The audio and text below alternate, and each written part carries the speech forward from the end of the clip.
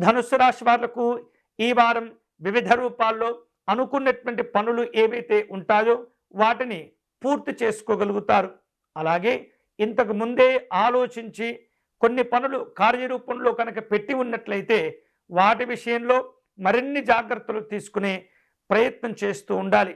భగవంతుని యొక్క అనుగ్రహం చేత మీరు తలపెట్టిన కార్యక్రమాల్లో మంచి ధైర్యము, ఆత్మవిశ్వాసం అధికంగా ఉండటం చేత చాలా విశేషంగా ఆ కార్యక్రమాలు మీరు పూర్తి చేసుకోగలుగుతారు.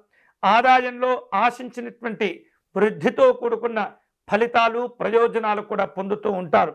అనారోగ్య సమస్యలన్నీ కూడా తొలగిపోతూ ఉంటాయి. మంచి ఆరోగ్యాన్ని కూడా సాధించుకోగలుగుతారు.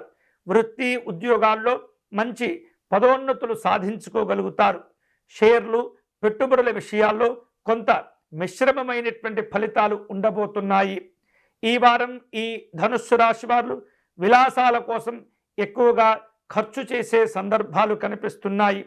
కుటుంబపరమైనటువంటి బాధ్యతలు కూడా పెరుగుతూ ఉంటాయి. ప్రయాణాల వలన లాభాలు పొందుతూ ఉంటారు. ఆస్తి వివాదాలు, ఆర్థికపరమైనటువంటి వ్యవహారాలు ఈ వారం ఒక కొలిక్కి రాగలుగుతూ ఉంటాయి. ఉద్యోగస్తులు తమ యొక్క ఆశించిన ప్రయోజనాల కోసం కష్టపడతారు, వాటిని సాధించుకుంటారు. అలాగే నిరుద్యోగుల యొక్క ఉద్యోగ ప్రయత్నాలు అన్నీ కూడా సఫలీకృతమయ్యే సూచనలు కనిపిస్తున్నాయి. ఈ వారం విద్యార్థులకు అనుకూలంగా ఉంటుంది. ఘనమైనటువంటి విజయాలు సాధించుకునే సూచనలు కనిపిస్తున్నాయి. ఈ వారం ఈ ధనుస్సు రాశి వారు శుభకరమైనటువంటి ఫలితాలు పొందే క్రమంలో మహాలక్ష్మి అమ్మవారిని పూజించటం మంచిది.